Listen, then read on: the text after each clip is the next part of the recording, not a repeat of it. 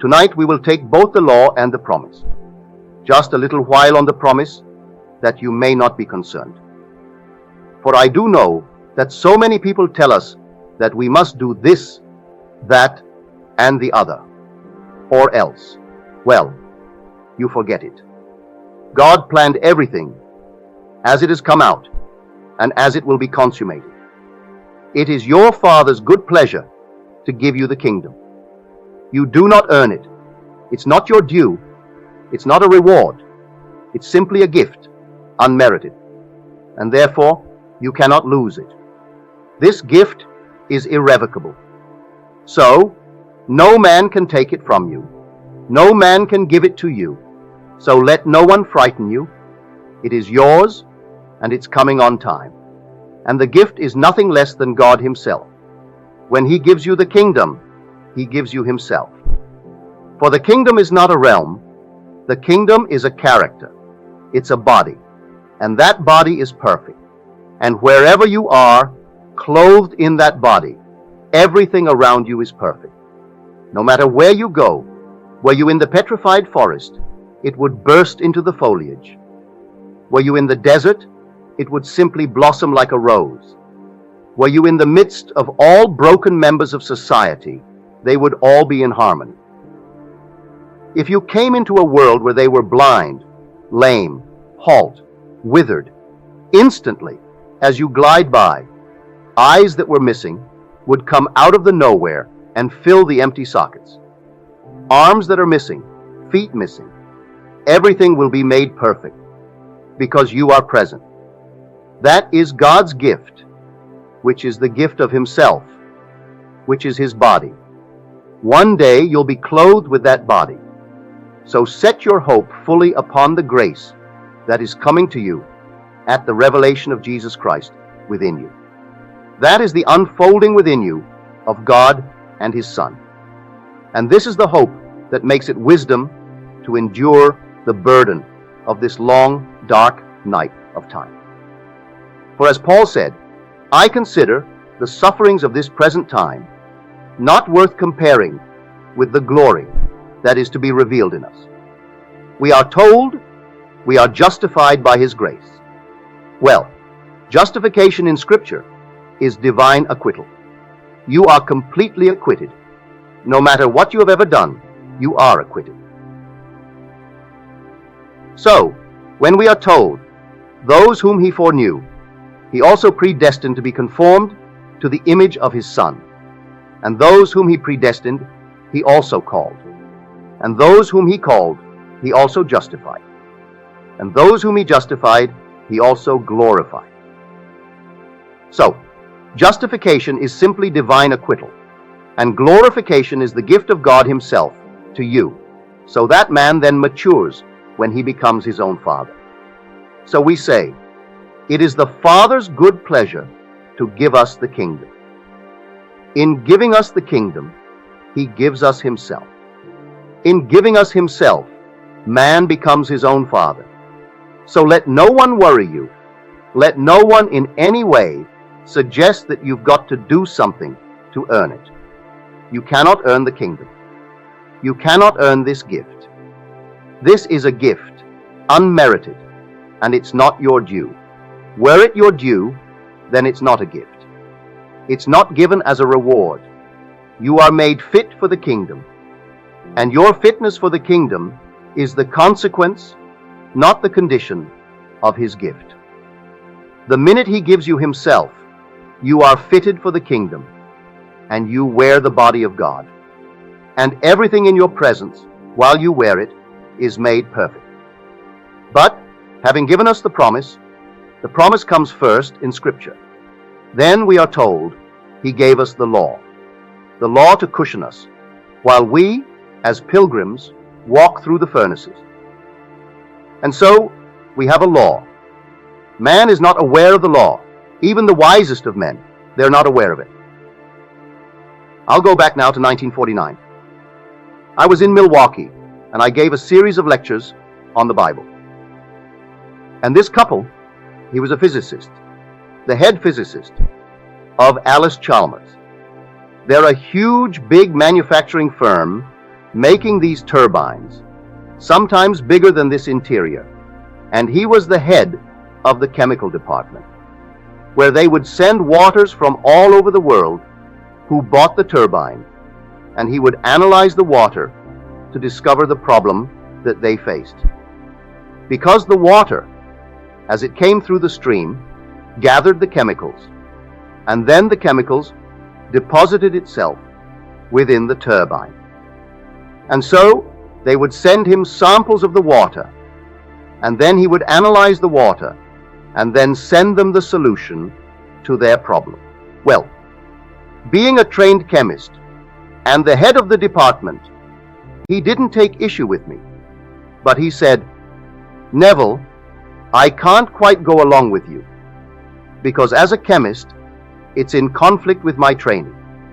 You tell me that I can go forward in time, that you can move backward in time, that all things are and everything is now, at this very moment. And yet you are telling me that you can make things change, and it is in conflict with my training. We have a law known," said he, "and we call it entropy. And entropy means that the past is fixed and unalterable. You cannot change it. If that could be changed, it throws everything out of kilter in my lab. I must know the past is unalterable, like braiding a lady's hair, and the braided part, that's fixed. The rest is the future, not yet braided. We are waiting to see how it will develop from the braided part, because that is completely fixed and unalterable. And you tell me it is not, that the whole vast world exists now, past, present, and future, and that you can go into these sections of time in a world that is finished. Well, I can't go along with that. That's perfectly all right. I'm not a chemist, I'm not a scientist, so I cannot argue the point with you. I only know my visions, and I teach vision as I have actually experienced it. And I can go into these spots. I have gone into these places, and the past has not passed away. And it's fixed, as you say, but I'm quite sure one could go back and revise that past and change it. And I can go forward into the future that I do know and set it up to walk across a bridge of incident. When I come to that point in time where I have entered, it takes on the color, the tone, and the reality that I assumed it to be when I entered that state. Can't be done." But he was a very honest man, as most of these fellows are. They're trained to be honest. How else could they achieve what they do achieve in science unless they're perfectly honest with themselves? Well, in the month of November, I received a letter from him, and he sent me the science newsletter dated October the 15th, and it was all about the positron. And the one who wrote it was Professor Richard Feynman. He was then a professor of physics at Cornell University. 20 years later, only last year, they granted him the Nobel Prize in physics for that paper. It took them 20 years to recognize what he said as theory back in 1949. And if I can quote it, this is it. "The positron is a wrong-way electron. It's wrong way in every sense of the word. It moves backward in time. It moves from where it hasn't been and speeds to where it was an instant ago. Arriving there, it is bumped so hard, its time sense is reversed, and it moves back to where it hasn't been." Now that is not Neville speaking. That is Professor Feynman. For that, he got the Nobel Prize last year. He said, it's not only backward in that sense, but even its charge is backward. It's a positron, it's positive and not negative, and yet it is an electron. When they first observed it, or rather had it as theory, they did not want to admit it, but yet it fitted in with Einstein's theory, mathematically, so they had to in some way accept it. But no one had ever photographed it. Then came someone who photographed it in their studies of the cosmic rays, and here it was, the actual positron. It seemed as though two were developed at a certain point. And it wasn't, said he. That one coming back, which was the positron, should, if it is bounced, it should be deflected and continue on its course, but deflected course. On the other hand, if it's bounced so hard, it's not deflected. It's reversed and moves forward in a normal manner to where it hasn't been. Well, I told him that I was sitting at home, and I would go into a section of time, even this year, for instance. This is now only April. I put myself in Christmas. I would feel the stores are all dressed for Christmas. I could hear the music of Christmas, all the carols. I'd walk through Saks Fifth Avenue in New York City, go into Best, go into the other, and I would feel all that I would feel if it were true that it's Christmas, that it's the month of Christmas. And then when I feel that it's all Christmas, then I would feel that things are, as I desire them to be, back in the month, say, of March or July, which was certainly not Christmas season. So, take a hot, hot day in July, and I'm feeling it to be cold, and snow on the ground, and all the dressings for Christmas. And then I would open my eyes and bounce back, and shock myself because it seemed so real to me that when I came back and opened my eyes upon July, and it's hot, I thought, now, are you kidding yourself? No. When I went forward in time quite normally, waiting out the days, the months to the month of December, things happened as I actually had assumed that they would. I went forward and predetermined what would happen. Well, when he sent me this, he wrote a sweet, lovely letter saying, Neville, I must confess, I didn't see it. No one saw it until Professor Feynman in his lab discovered this. But he discovered it by theory, and you tell me you know it by vision. You're not a scientist, and yet all that you said to me, which I could not believe, and even this moment, it's difficult for me to believe. Here comes the great professor, a theoretical physicist, and he is the one who wrote this paper. For that, he got the Nobel Prize last year. He worked on our atomic bomb. He worked on the hydrogen bomb. Then he asked the government to relieve him of the secrecy imposed upon him because of his position. And he came here to Caltech and taught at Caltech theoretical physics. He said, I want the freedom of imagination. I didn't want to be confined with the secrets of government so that I could not express myself. Leave me alone, all in theory.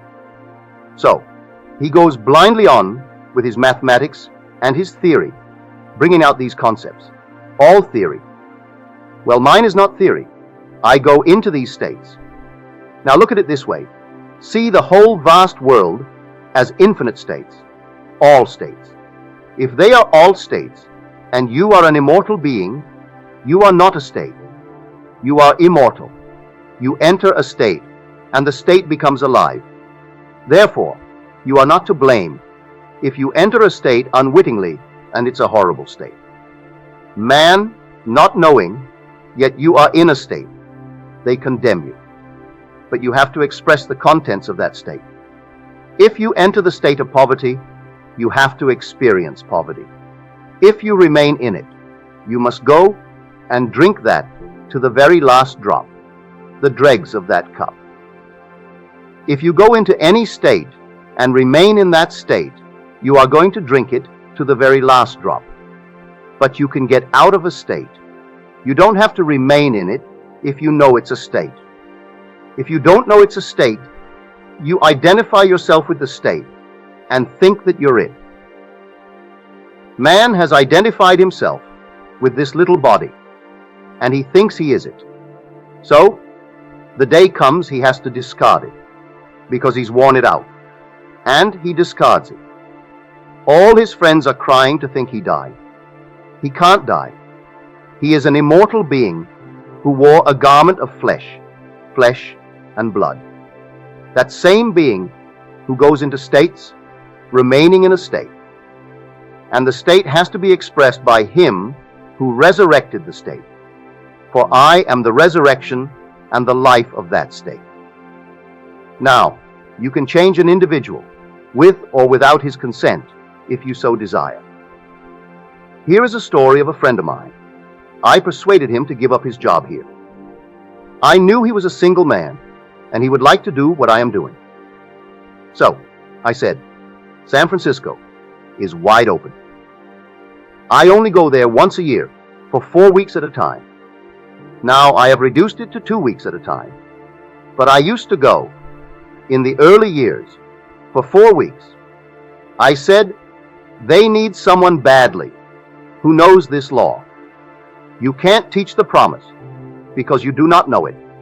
You can tell it, but from hearsay, because you have not experienced the promise. But you do know the law, and you are presentable. You are a gentleman.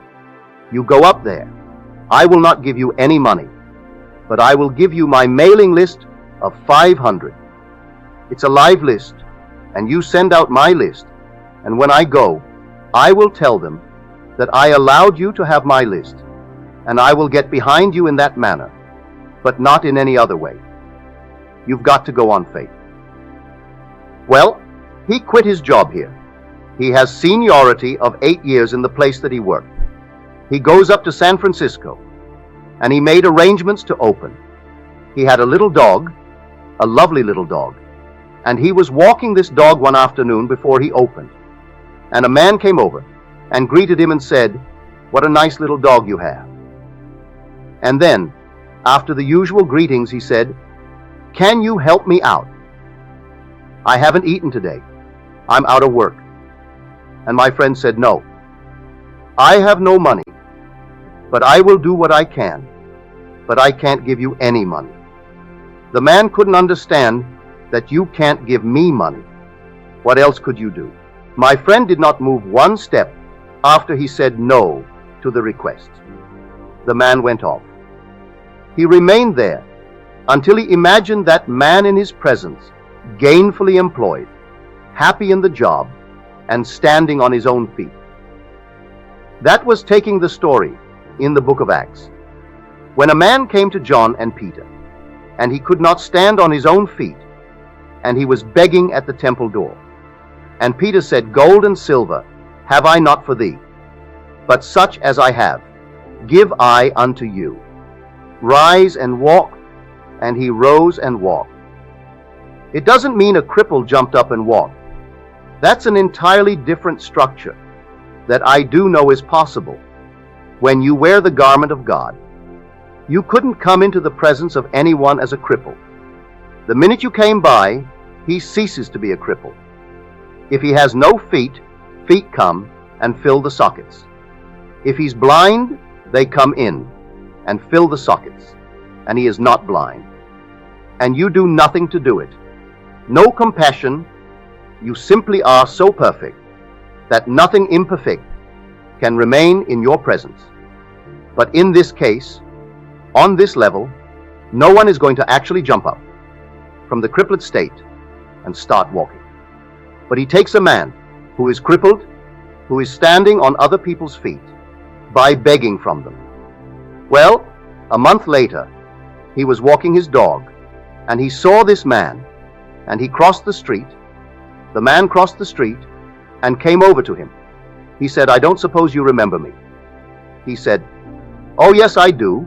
I remember you just about a month ago, that you asked me for money." And he said, "Yes, and I want to thank you for not giving it to me," and extended his hand to my friend. He said, "Had you given me the money, I today would be asking you for money. Because you did not give me, I was so embarrassed and so annoyed with myself that I put myself in that position. I went out the very next day, and I got a job, a good job. It pays well, and it has a promise of growth. and I am very happy in the job. So again, let me thank you for not giving me the money. He put the man on his own feet by representing him to himself as one gainfully employed. That's what I'm talking about. When I tell you, they're all states. He took him out of one state and put him in another state. The man who is in the new state is the same man. You are an immortal being. You are changing only when you fall into a state. And others who knew you well in one state think, what has happened to him?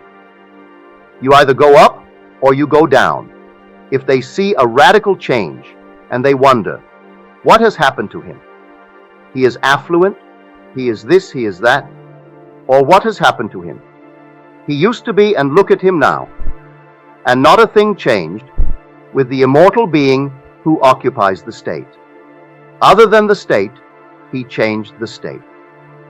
Man not knowing that he condemns the state when it's not the being you're looking at. You're looking at the state. So, God forgives everyone. He justifies everyone because he knows they're only in states. And the Lord created all these states. These are the states. Well, that is what Blake meant when he said, I do not consider either the just or the wicked to be in a supreme state, but to be every one of them states of the sleep which the soul may fall into in its deadly dreams of good and evil when it left paradise following the serpent. Following the serpent. When man left that heavenly state of innocence and came into a world of experience, of educative darkness and experience generation. For here we are generating, multiplying in these garments to clothe the innocent one who has come down. So, the whole drama is from innocence through experience to an awakened imagination. When the imagination completely awakes, that's the divine body, Jesus. That's God. And it takes all of this journey. We are the pilgrims moving through states. So, I tell you, master the art of moving from one state to another state. You are not the state. You never have been, and you never will be. The state, if you are going to condemn the state. But why condemn anything? Moving out of a state into another state. Move yourself out of one state into another state. So, others say it can't be done. Leave them alone. They'll say it can't be done. You go about your Father's business, moving from state to state as you desire it. Now, it all starts with a hunger. It starts with a real desire on your part. And all these infinite states are simply to satisfy the hunger of men. So, you want to be good as you understand good to be. You want to be wealthy as you understand it. You want to be famous as you understand it. All these are states. Go into the state before you are qualified. Go into the state and stay there. The state has all the things necessary to externalize itself. But you are the occupant of power. You have to go into the state and dwell there. Now, as I go into it, let me remain in it. If I come back, like the positron, I'm simply going to be turned right around. I'm not going to be deflected and continue my journey in the same direction, only deflected. I'm going to be so shocked, and everyone is shocked. When I go into a state, and it seems like this, seems so real, when I open my eyes, well, here I am, back here. But that shock turns me around from my return to that motion forward now as an electron. I'm not a positron anymore. I was a positron when I actually started back in time. And when I reach this body, and the body is jolted when I open my eyes, then what I did there, I'm moving across a bridge of incident now. Some series of events that leads me up to the fulfillment in what the world calls reality. But it was real when I occupied it in my imagination. That's when it was real. We exist in these bodies. We live in our imaginations. For our imaginations, these are the only realities. Imagination is God. That is the divine body, Jesus. I used to sit and simply try it in my living room. I couldn't see the chair where I sat in the living room from the telephone in the hallway. I would sit at the telephone in my imagination while my body was in the living room, and then I would assume I am on the telephone. Physically, I couldn't see that body. And then suddenly, I would feel myself back on the chair. And what a shock. And then from the chair, I would put myself back at the telephone. I would stand on the outside of the house and see it like this building, see it from the street, rather than from here, and assume while I'm standing here that I am looking at the building from the outside. And suddenly, you are on the outside, and you're looking at it from the outside. Do it in your own home. Do it with anything in your room. And that gets you sort of in a state of moving. You become mobile, as it were. And it's easy then to occupy any state. And they're only states. So, when someone thinks themselves so important, it's only a state. But that's all right. That state, in itself, is important to them. And anyone occupying that state must do exactly what they would do. If I were in the state of Hitler, I would do the same thing Hitler did, because it's a state. And if I fall into it, knowingly or unknowingly, I've got to play that part. So, he does not consider the just or the wicked to be in a supreme state, but to be in every one of them states of the sleep which the soul falls into when it leaves paradise following the serpent, that serpent of generation. So here you can be what you want to be if you know that all these are only states, and in the end, you are justified. You're completely exonerated. You are acquitted, divinely acquitted. So let no one frighten you as to what you must do to earn the kingdom. You do not earn the kingdom. It's your Father's good pleasure to give it to you. And it's a gift that is not your due. It's not a reward for any good things you did. If you're in a state and you think that the good things you are doing, it's only the state. You moved into it. And I personally find it easier, living in my world, to be in a good state. I find it easier to be kind than to be unkind. If I'm ever unkind, it hurts me more than anyone who receives my dart, as it were. An unkind remark hurts me more than the one who received it from me. So, I find it easier to be in that sort of a state. But eventually, you will completely awake with the gift, and the gift is God Himself. There's nothing but God in this world, but nothing but God. Someone called me up and asked me about devils, that she went down to this Christian Science practitioner, who now feels she is hounded with devils. Well, they teach about devils, how the devil does this, the devil does that. But that's getting away from the first and great commandment, which is the great commandment, the Shema, the confession of faith in the Hebraic world. Hear, O God, the Lord our God, the Lord is one. The minute you get away from that, you have a devil. There's another God, another creator, another something. And if you have two, you're going to have four. You're going to have 8, 16, 32, and so on. Always come back to that fundamental state. There is only God, and God is your own wonderful human imagination. When you say I am, that's God. There is no other, and never will be another God. He is going to unfold Himself within you and completely awaken. And when He awakens, you are God. And then you'll be clothed in that heavenly garment. And I'm telling you, it's a heavenly garment.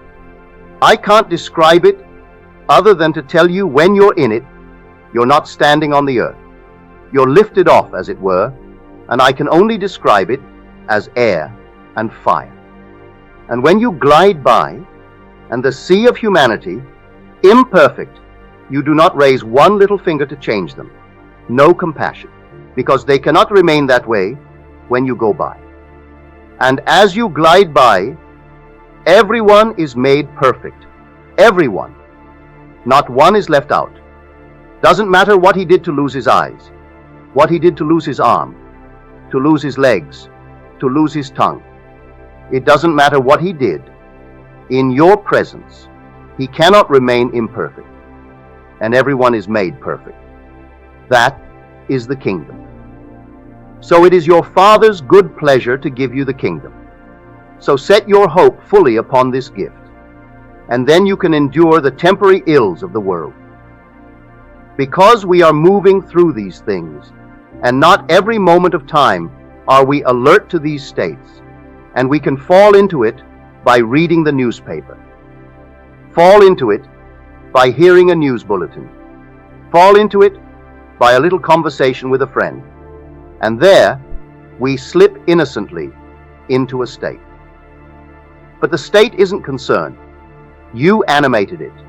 You made it alive when you entered it, because you are the only resurrecting power in the world. You are the resurrecting, living power of the world, and that power is your own wonderful human imagination.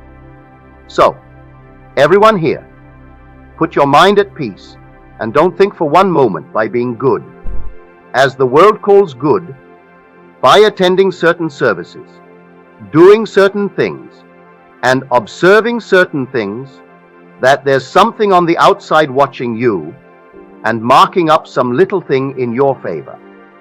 No, you're simply waiting for that appointed moment when he unveils himself. So, you set your hope fully on the grace that is coming to you at the revelation of Jesus Christ within you, which is the Lord and his Son. That is Jesus Christ, the Lord and his Christ. And Christ is the Son of God. And no one can say Jesus is Lord except by the Holy Spirit. And the Holy Spirit is the remembrance. Well, he doesn't really bring about that remembrance until the Son appears. And when the Son appears, memory returns, and you know who the Lord is, because you know who his Son is. And you wear this little garment until, for a few more years, you take it off, and you are not in this world at all. You are in an entirely different world, where everything is perfect because you are perfect. And when you want to make yourself seen by another, you make that choice. They do not come in search of you and see you. I'll give you one little story, and she doesn't come here anymore. And she may not be in the city, but she told me one night, quite innocently, she said, "You know, I found myself asleep. I was very, very conscious. And I said to these people around me, 'Do you know of Neville?' And they said, 'Yes.' And she said, 'Who is he?' And with that, she said, 'I was whirled as though I was some meteor, flying through space, thrown out, as it were, and woke scared to death.' You do not see one who has been born from above until he chooses to show himself. He must manifest himself to you. You do not go looking for him. Because unless you are born from above, you cannot enter the kingdom, even though it is his good pleasure to give you the kingdom. It will come after your birth from above. Prior to that birth, he cannot give you the kingdom. And one to whom he's already given the kingdom is not in the world, though for a little while he is in the world telling the story, telling it from experience and not from theory. So, I'm telling you exactly what has happened to me. I share it with you, and it's going to happen to you, every one of you. So let no one, in any way, try to convince you that you must be a little better than what you are if you would get the kingdom. The kingdom is your gift.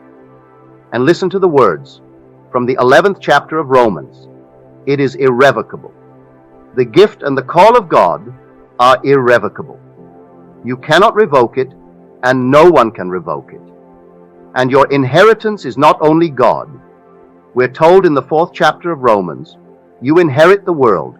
The world is yours, and all within it. You don't inherit some little portion of the world. You inherit God, and God owns the world, and the world is your inheritance. So, in the 16th Psalm, David is made to say, the portion of my inheritance is the Lord. That's his portion. He inherits the Lord. The Son inherits the Father. And so, a man matures when he becomes his own father. This is the great mystery of Scripture. And you will inherit the Father, for it is his will, and no one can break his will. It's your Father's good pleasure to give you. So, when you hear people bragging about how this one is better than the other one, forget it. They're judging states. So that man is richer, because he's in a state that is richer than the other one, that is poor. But the occupant of the rich state does not differ from the occupant of the poor state. And the occupant of the state tonight, that is in jail, does not differ from the judge who sentenced him. One is not better than the other in the eyes of God. In the eyes of God, all are acquitted. That's justification. We are justified by His grace. We are told all are justified by His grace. And grace is an unearned, unmerited gift of God. And that grace is God's last, His final gift, which is love in action. And God is love. It's the gift of Himself. And that's when He gives you Himself. There's not a thing else to give. He gave you Himself, and the whole vast world is yours. So, we inherit the earth. Now tonight, I hope you'll start practicing. Won't take you any time at all to try it. It costs you nothing, and it works wonders. You can sit here tonight, or you go home. Put yourself in the state of affluence. What's wrong with that? Well, back in the 1920s, 1930s, we had a deep financial depression, starting in 1929. And do you know that you could go to Tiffany and buy, say, 8 glasses, beautiful glasses for a wedding present? Cost you what? Not more than 75 cents. A beautiful glass in a Tiffany box. The whole thing was in a Tiffany box. Beautifully done. You'd go into Macy's or Gimbel's, and you'd buy something not comparable for $1, $1.25. But the majority would not be seen dead in Tiffany. That was style. That was something beyond them. They wouldn't even walk in. They felt embarrassed to walk in. Yet, you could go into Tiffany. The jewels are on the 1st floor. Take the elevator to the 3rd, where they had the lovely china and lovely glassware on another floor, and get a beautiful gift wrap package from Tiffany. You didn't have to send 2 dozen, 8. That's enough. 8 beautiful glasses. And people would not go in. They were embarrassed to be seen in Tiffany. I'm quite sure the same thing is true with their branch here. And you could go to Tiffany and buy a lovely thing for very little, really. But people are trained. That means something that's classy, and that and the other. And if you're in one state, you can't argue them out of it. You've got to get out of that state to be able to go into a state. And if you tell them, you know, at one time in your life, a $12 suit, that's all you could afford, and all you thought you could ever afford. To get out of that state and pick something differently, and then you pay $250 for a suit, easier than you could get $12 for the other suit. I know it happened in my own case. When I began to buy a suit for $250, it was easier for me to pay $250 than when I had to get out $12 for a suit that, if it rained, I had to start running. or I couldn't get out of it. Now that is life, and you simply move from one state into another state. And the same being, I am not another being. I answer to the same name. You say Neville, I answer. I answered then to the name Neville. And yet I move from one state to another state, to another state. As you move from one state, what you couldn't do in one state, you find it so easy to do in the other state. I was in a state, for the longest while, where I couldn't eat meat, fish, fowl, drink alcohol, smoke, sex. Well, I did nothing, but nothing. Then overnight, my friend Abdullah told me, "You're going to come back from Barbados and you will have died, you know." I said, "I will die?" He said, "I don't mean that you're going to die and be buried in Barbados or be buried at sea, but you will have died. All the things you haven't done in 7 years, you'll be doing before you get back." You know, he was true. And I couldn't tell you how it happened. I couldn't tell you how it happened. It just happened. In Barbados, I lived for 3 months in my mother's home and still lived as I did in New York City. And on my trip north, in 10 days, I was doing everything I hadn't done in 7 years. And I cannot tell you how it happened. I moved out from one state into another state, and it came to me as normal and as natural to do the things I did at sea, as I did in 7 years, the things I didn't do. So, I tell you, they are only states, all states of consciousness. And if you recognize that, you can forgive every being in this world, no matter what he is, or what he plans to be, or what he has done. Because in the end, he is going to be justified. He is justified by the grace of God, as we are told. Everyone is justified by the grace of God. He is divinely acquitted. And when God acquits him, who is going to judge him? And after justification comes glorification. So, he begins with those whom he foreknew.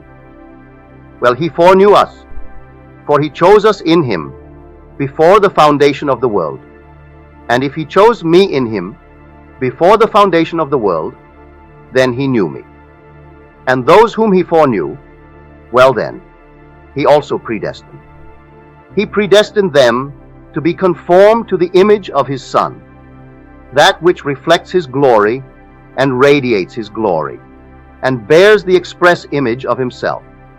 I am destined to be that, to be the express image of himself. And those whom he then predestined, he called. Call my sons from afar, and my daughters from the ends of the earth. Call them all, and he's calling us one by one by one, for we are so altogether unique. He can't call us in pairs. Call us one by one. And those whom he called, he also justified. And those whom he justified, he also glorified. So, you are destined to be glorified with God as God, and it will not in any way be stopped by anyone. So, let no one frighten you. From the pulpits of the world, every Sunday morning, they try to scare the people to death. Set themselves up as the criterion of what people ought to be. In other words, look at me, they will say, and follow me. I saw in yesterday's paper this son of a very prominent evangelist across the country. He's in Barbados. He's in all the West Indies. He's all over Europe. Someone in Denmark wrote me 3 letters recently asking what I think of him. Well, I did not respond. I answered his first 2 letters, and then when he kept on trying to make this a conversation between us, and he mentioned this party, I did not answer. I never listened to the man. I've never read any of his works, but when I read in the paper yesterday a picture of his son who confessed that he had sinned against his wife and his children, well, you know what he means. And then he sinned against God. Then I went on to read that this man takes in tithes, $30 million a year. in tithes. He tells them how they're serving God when they send him money and take in $30 million tax-free. It's religion, 30 million. So now, the son has now been removed from being the heir. The father is 80 years old, but he's still in control of that 30 million a year, tax-free. I wonder what he talks about. So that is big business. When you go into that sort of money, that's big business. And you have no room in your mind's eye for any spirituality, none whatsoever. And you can take that greatest of all books and make a mess of it, interpreting it as something that is taking place here within the secular world. It isn't secular at all. This story is profound. Well, it's all spirituality. It's God's plan of redemption. It hasn't a thing to do with the secular world. And they're telling you the future of America, the future of Russia, the future of China. It's not in Scripture.